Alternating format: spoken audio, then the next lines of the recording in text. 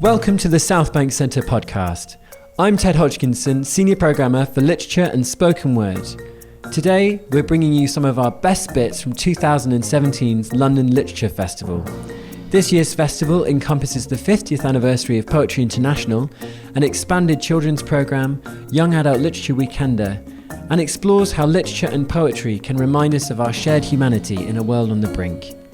So sit back and listen to some of the biggest and most inspiring writers from around the globe, including Philip Pullman and other major speakers, including Hillary Rodham Clinton and Tom Hanks. My name's Ben Thompson. I co-wrote this book with Goldie, so I've got a huge emotional investment. So if you see me crying at any point in the afternoon, that will just be because I've given so much.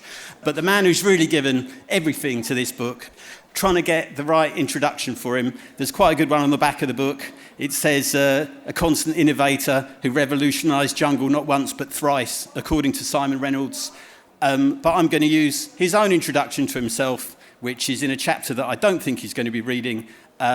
Ladies and gentlemen, please give your warmest welcome to Goldie, the Dorian Gray of fucking breakbeats.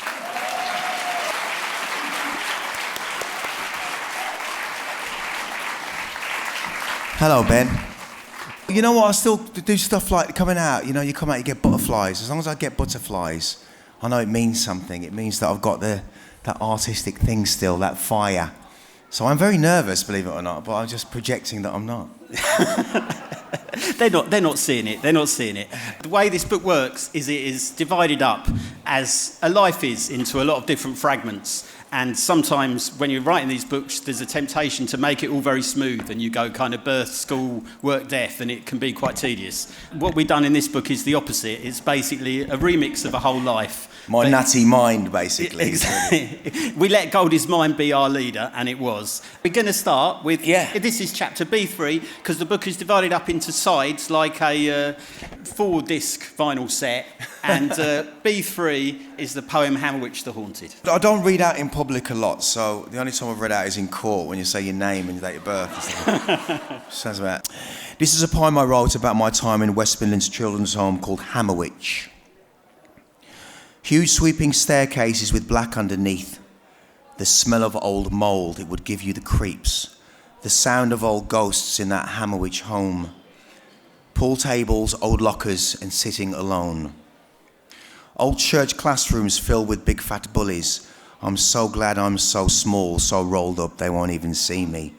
Hedgehog style, with a smile. I must remember I'm breathing. Wash your hands for tea. All 25 of you ran. It's panic and mayhem. The toothpaste, the crayons. Jesus will save us, especially on Sundays. I'll give you my mother's address, but I don't know where she is. Isn't it good to know that Starsky and Hutch exist, and that bacon and eggs comes from pigs?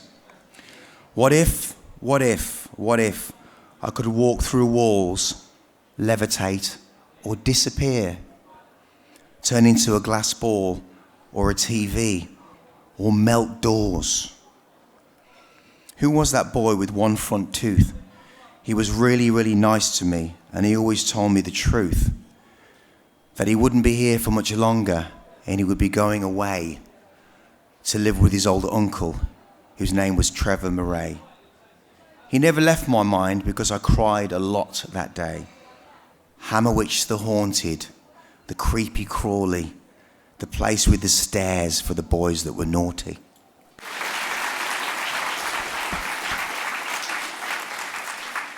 It's not all poems. We're going to have some. No, we're going to have some. It's not like that. Still get the small violin out yet. Did you write that at the time or No, years after? I wrote that at kind of 90. I think it was like 97 on a lot of drugs at some point. I kind of wrote a lot of poetry back in the 90s when I was hedonistic in a sense. I felt it was almost like a cleansing thing. Not that it is, you know what I mean? You're going to spend loads of money on gear for a weekend, you know, go and do loads of acid and think, yeah, I'll just go and write a bit of poetry and I'll be cleansed. But I think it was a really good thing to do. I think that something quietly whispered in my mind, and I think it was the beginning of something special to be able to remember. And it's the very premise of the book.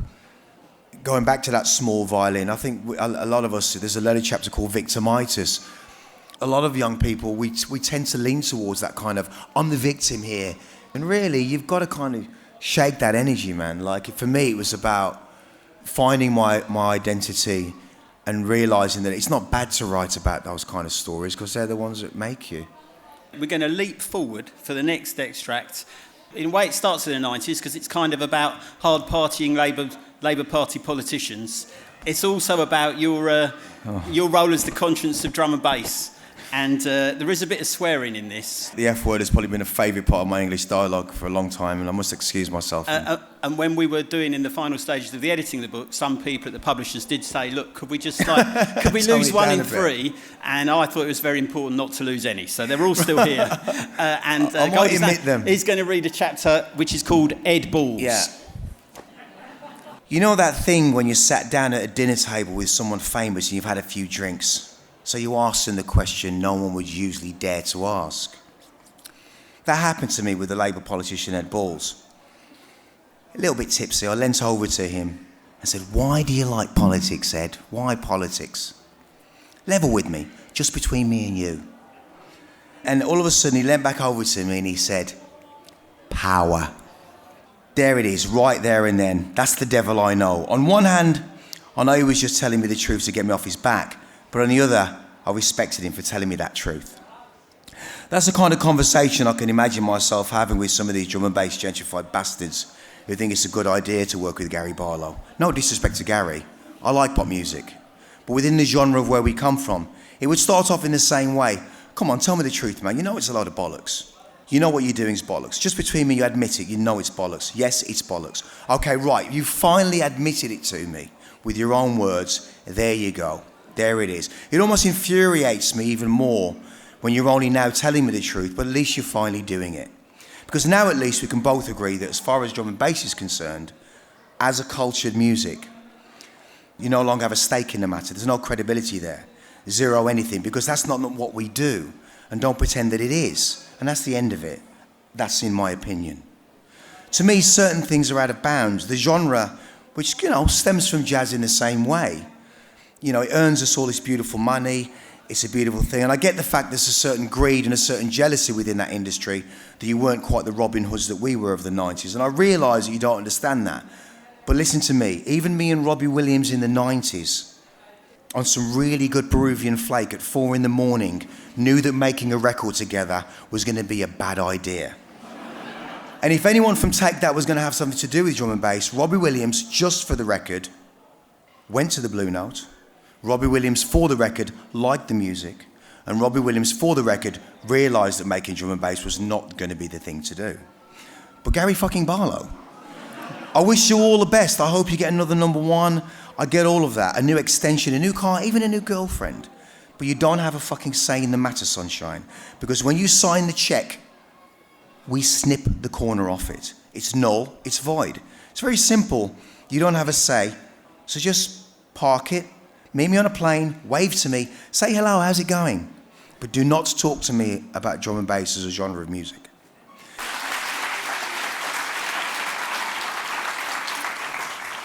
I just want to make a few points about that, because you can look at that, it is subjective in itself. I couldn't imagine Miles Davis. I'm no Miles Davis or Mingus or any of those jazz people that we followed as a genre. No disrespect to Kylie Minogue, working with Kylie, for example, because within the genre of jazz, it has its own boundaries. It's only because of the internet and only because of the way that technology has become why drum and bass was the last bastion of a kind of subculture, if you like.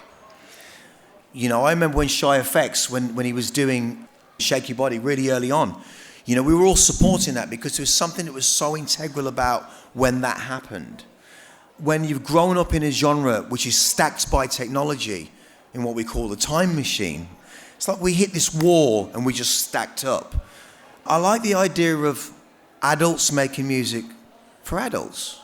You undermine the very genre when you think you can feed the kids something you think that's what it is. And I think you have to find it in its own way. There's nothing wrong with gentrification, don't get me wrong. You can't just plant a lot of trees and think that's the way to solve planting trees is what it's about. It's about how's that forest going to multiply with other parts of that forestry and growth. because it's always been a bit of a grey area, but you can't misjudge the genre as a genre. It's spent 25 years growing up on the back of Detroit techno, on the back of rave culture, a British culture in its own right. I understand the industry of it now, but I think I'm in the position where I can voice what most people don't when they get into that position of power, by just kind of laying down a few of those ground rules, because they're already there if you care to look. Did you actually have to pay for Ed Balls' dinner? I actually paid for the dinner. I asked for the check. It was at the Ivy, and I mean, he fell on the same sword I did. I was never a good dancer on Strictly, let's face it, but it did put the kids through university. My life's always been like the Guardian commercial, you know? You see this guy, looks like a thug, and he's about to run and grab this woman's handbag. But when you look at the bigger picture, he's actually trying to save her from something falling. I was asked to go to number 10 to meet Gordon Brown. I was then asked to go and address 200 social workers because social workers were having a really bad time. I had some great social workers that really looked after me, man. I would never have survived without social workers' help. You know, and now they're looked at as Satan, do you know what I mean? Like, and they've got a tough job, like ambulance drivers or nurses. They have a tough job with very little budgets and sleepless nights of looking after young people. So I went and addressed these 200 social workers, got a standing ovation. Let's go for dinner. Great. No, a great place. Buy the fucking meal, man. Do you know what I mean? Put your hand in your pocket, I'm sorry. Do you know what I mean? What we're going to do now is refer to the sort of the social work period, but this is just after that. We're going to go to the time when your graffiti exploits in Heathtown were at their height, and it's a chapter called "If You Can't Say It, Spray It." Yeah. So I was living in this concrete jungle, which was Heathtown, Wolverhampton, namely aptly Firetown. I was doing as much graffiti as I possibly could, morning, noon, and night. I was doing so much graffiti that I'd run out of wall space. Not just in the flat I was living in, but the whole estate. And for some reason, the police just could not catch me. It became crazy because whatever it was, and then all of a sudden, thanks to bombing, thanks to Gus, my inherited father over there, I was living the dream, and I was in New York, meeting my heroes and physically living the dream. There's an interview with me on YouTube from that time in New York, wearing a fur coat with a drink in my hand. Not pissed, but just relaxed in myself, full of beans, full of balls, and just full of steel, full of everything. Full of a little bit of bullshit, I guess, too. Every little bit of sperm and kicking it hard. I was just drenched in ego, spunky as fuck, totally ruling, and my accent was all over the place, because I was like from New York, Wolverhampton, all mixed in. So when suddenly you're on Staten Island and doing a graffiti piece, and this artist you looked up for years from afar says, "You ready for this, man? You're an English boy, right? You've got to be able to say, yeah, let's make this happen, straight off the bat." So when I got back to Wolverhampton, once bombing had come out, and also because of the big graffiti events we were doing locally, I'd have all these kids coming from Heathtown on little pilgrimages from all around the Midlands just to look at graffiti. And I guess there's a little bit of a Pied Piper thing going on, you know, wanting to help these kids along. I was a proper little Fagin on the estate, and at this time I was living next door to a gambling house in the block called Hawthorne House. So they were always gambling 24 hours a day. And people would often walk into my flat because my door was open. I'd end up just turning around and saying hello to some drug dealer who's coming to buy some weed. He's next door, mate. It's the wrong place. So I'd often end up bombing up and down the M5 to Bristol for sound system and parties in St Paul's. It was a mental time. I met Mushroom, Tricky, everyone that would become Massive Attack. And most importantly, they were the Wild Bunch, Milo, the main man. It was almost as if hip-hop culture had dropped like a glass in England and the glass has shattered into different pieces. Manchester had the breaking, Bristol had the parties, Birmingham had the graffiti. When I was at the first of the Dugout Club in Bristol with the Wild Bunch, when I first met them, these Bristol people were the absolute nuts. They were the start of me realising that all those breaks on mixtapes actually came from somewhere. They had a belonging. An idea which comes up in quite a few different contexts in the book is the idea of gentrification, which, you know, we talk about the gentrification of drum and bass, and obviously it's almost graffiti, it's an even bigger thing, especially if you're, you know, we did an event earlier on in the process of this book in Shoreditch, which is like Graffiti Central. Your feeling about it isn't like, oh, this has all been spoilt now, it's completely... No, I think there's an aspect of society is like a bike chain, And when you have latency within urban culture, it's not about throwing stones from a glass house. The latency I'm talking about is, why doesn't the government adapt to allowing it to be legal to paint in certain areas? Because we do it in Barcelona, we do it in Berlin. I had a meeting with the mayor 6 months ago, and I've seen their cultural plan, and it's beautiful, because they're finally realizing you cannot kill culture. It will adapt to its environment. And I think street culture, the barbarians from within have always taught us something about ourselves. There'll be people in 2 or 3 years' time hacking billboards that are electronic and putting their own shit on there. Guarantee you. That's a good idea. They're going to be doing it a lot. Would Da Vinci have used an iPad if he would have access to it? I think he would have used it. David Hockney got straight on that one. Matisse, when he was unable to do the stuff that he did, he came up with the cutouts. I think we find ways. It's really important, I think, to allow, because if you remove graffito from society and you remove, the baseball cap or anything that's influenced by street culture right now, there'd be a lot of blank spaces in this room. There'd be a lot of blank spaces around everywhere that I'm around in London and around the country and around the globe, because it's one of those things that people will always be doing that. You can't take away that culture. But people buy into that, and we buy that part of the culture. We can buy the T-shirt and put it in Barney's and it's safe, and we love Banksy, we get it. A lot of people died painting graffiti because they just wanted to express themselves. We have to move on from that and understand we have to embrace the arts. The passage we're going to read next it's kind of almost going back to the incidents you described in the poem and looking at them through another filter, these kind of very formative childhood moments. Yeah. And this kind of introduces the time machine idea, which is big yeah. throughout the I book. particularly love this chapter. I really love this chapter because it came off straight off the bat. I think it's interesting that the way the book is just darts everywhere. There are 2 very cinematic episodes of my childhood which I've always been associated with the songs that soundtrack them to my mind. The first was at Hammerwich Children's Home between Chasewater and Brown Hills.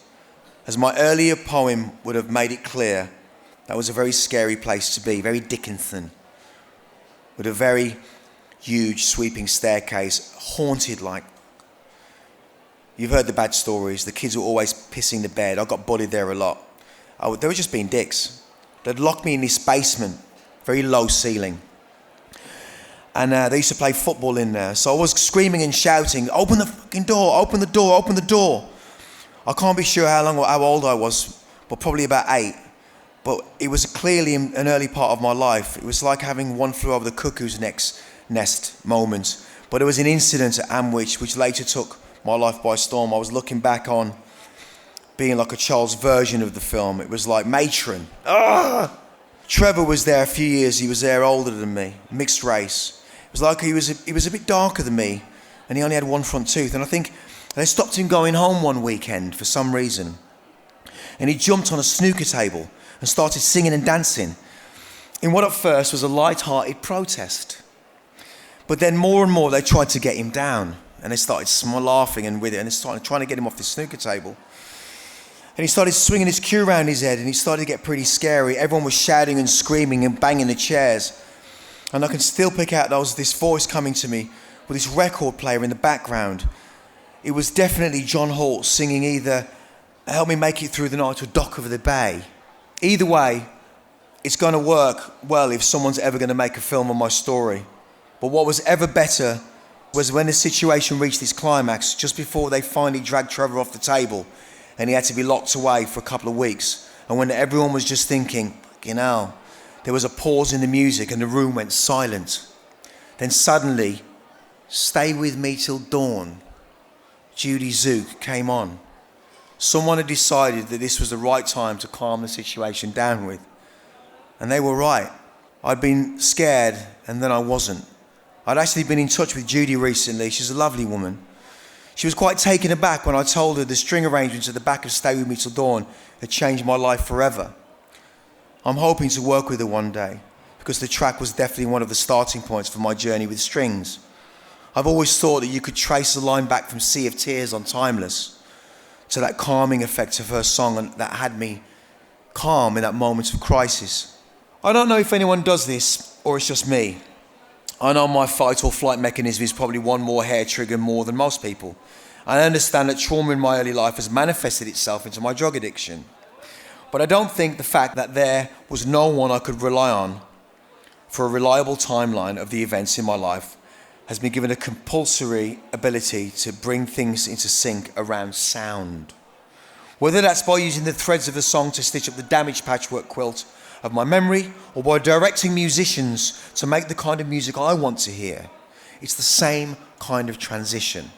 The music almost becomes the timeline, and the most of the associations I have to do actually belong in a place and a time my mind puts them in. Like, I know ELO's Mr. Blue Sky, another really big early moment for me, came out in 1977. The year of the Silver Jubilee, because I was in Lou Joseph Children's Home by then, and I remember having a special Jubilee cup in my hand and waving it around when I heard that song. We're going to have it's a I think it will be light-hearted passage for people to hear, but it was pretty serious for you at the time. It's the chapter with the self-explanatory title, Why Coming Home Smelling of Kebabs Oh, God, yeah. is a bad idea when you own a boa constrictor. Yeah, this is this kind of mixed race thing about, when I say half-caste, people get really offended. It's like, wow, they used to call me, that's what it was, man, you know what I mean? This is seriously my regressive gene. I always wanted a snake. It was a Miami thing. From when I was working in the flea market, you see lots of drug dealers and players and hustlers walking around the market wearing boa constrictors like scarves. And it was about all status, Anyone can wear snakeskin shoes, right? All you got to do is have the money. But if you've got a live one around your neck, job done. Everyone knows you're a real player. What the fuck was I thinking? It was a black thing for me, having a boa constrictor. That's balling. That really is balling. There was this one guy called Russell. He was one of the gang, and he let me feel it when I first met him, the texture on his skin. It was like, wow, it's beautiful. It was like something out of Blade Runner. Is he synthetic? No, it's real. Really, it's real. I never thought of snake. When you feel a snake, you think, is he going to feel like that? It's never what you think it's going to feel like. And from that point, I was really fascinated by them. So ultimately, I had to get one. I didn't have to go far to get it either way, because it was really strange living in Bovingdon in Hertfordshire of all places. There was a mad little exotic pet shop on the high street that sold tarantulas, meerkats, whatever you wanted, he had them, including this boa constrictor, which I bought and named him Lanny. It was manageable at first, but he just kept getting bigger and bigger and bigger. And the question was, what do you do with a giant motherfucker starting to get that big? It's going to start to get urgent. So, especially this one time, he taught himself. He leaned up against the glass tank, because the lock would come off sometimes, and I'd be so drunk I wouldn't even bother putting it on. So he'd lean up against the glass, and he'd put his body against it and push it open. He'd taken a particular liking to my motorbikes, and his favourite was to wrap himself around my Ducati. But sometimes he'd leave the garage, he'd go on a bit of a wander. That was when you had to watch him. He'd done things a couple of times that I thought were a bit strange. I'd come home before where he'd stand up in front of me and he'd hiss, and I'd feel his breath, and you'd think, shit, Lanny. But then you'd step back and he'd get down and you'd be all right. You just go on, come on, mate. You touched his nose, he'd back away, and then you knew it was safe to pick him up. On this one occasion, when I come back from having a greasy kebab on a night out at Crystal's kebab shop in Holloway, delicious. It was half an hour's drive from home, but I'd still obviously had the smell of dinner all over me. I'd had a few jars. I'd been a bit complacent. I opened the door, and there he was. Full back up. And then I go to pick him up without touching him. Before I touched his underside, there was this hissing sound, and then he striked. He wrapped his arm around me. All of a sudden, I'm in a fight with a 15-foot boa constrictor. Do you know how powerful one of these 15-foot boa constrictors is? Once he turned, he started turning my arm, strong as fuck. Lenny's got a full latch on, and he's definitely going to get the better of my arm. At this point, my pal's running from the car. Luckily, I've been doing some wallpapering. So I've got the wallpaper table out, and there's a special pair of wallpaper scissors on the side. He grabs them. I tell him, right, put them between his jaws. So he latches them between his jaws, and we finally lever this boa constrictor off my arm. Anyway, there's this period where Lanny's hissing, we finally prise him right, and there's claret blood everywhere from the wound on my arm. The angle of his jaw got to be 120 degrees at least on the hand, and once I finally freed him up, my hand looked like a deflated Casey ball. I wasn't angry with Lanny, it was my fault for not securing him in the first place properly, and then coming home a bit pissed and smelling of meat. But that's the point when you realise he's got to go. It could have been my daughter in those jaws, or my dog, my mastiff at the time. That would have been a pretty mad fight. Anyway, he would have put up a good fight, but he was riddled with cancer, and I thought, don't want to lose him. So anyway, off he went to Whipsnade Zoo. A story with a happy ending. Are there any visible scars from Lanny's intervention? Well, he got me here, and there's a scar along here where my hair is, where he gripped my hand, and we'd latched them between him. He was a really powerful snake. But apparently, the bigger area you put them into, the bigger they will grow to. And I went to see him in Whipsnade. He's huge. An emotional reunion, was it? Yeah, I wish it was. Yeah, he's very big. He's about 22 foot now, this bad boy. The chapter, which I hope you guys will go out and support this book. I'm not going to read yoga now. I think yoga finds you, and it found me. I mean, I got here 3 days ago, did my double, did Stuart Gilchrist's class yesterday, which was remarkable, and I'm aching, and I'm in love with it. I'm just in love with yoga. I mean, it's just one of the most prolific sources of energy that I thought I could ever get. And I have to thank Michael Copperman, because Michael Copperman, I don't know if he's even here today, but is a beautiful friend. I'd look at him and I'd go, why is he so fucking zen? Ugh, I wanted to strangle him. Do you know what I mean? Like, and he's like, yoga, baby.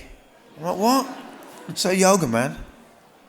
And he said, just come down. 20 minutes, I was done. I was on the floor, crying like a baby.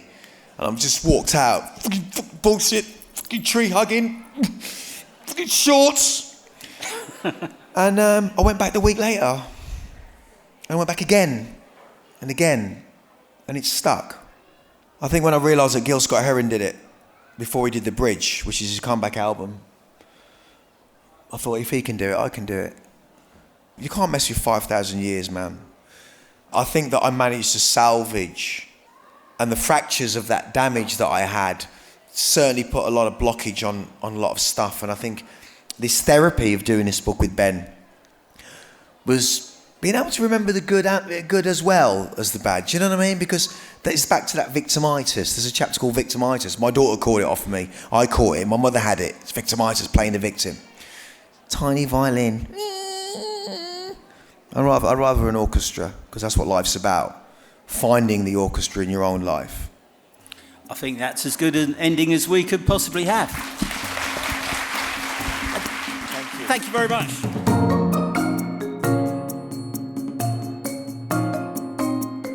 To hear more podcasts from the festival, listen and subscribe to Southbank Centre Podcast on iTunes or soundcloud.com/Southbank Centre. To find out about our upcoming literature events, go to southbankcentre.co.uk/literature.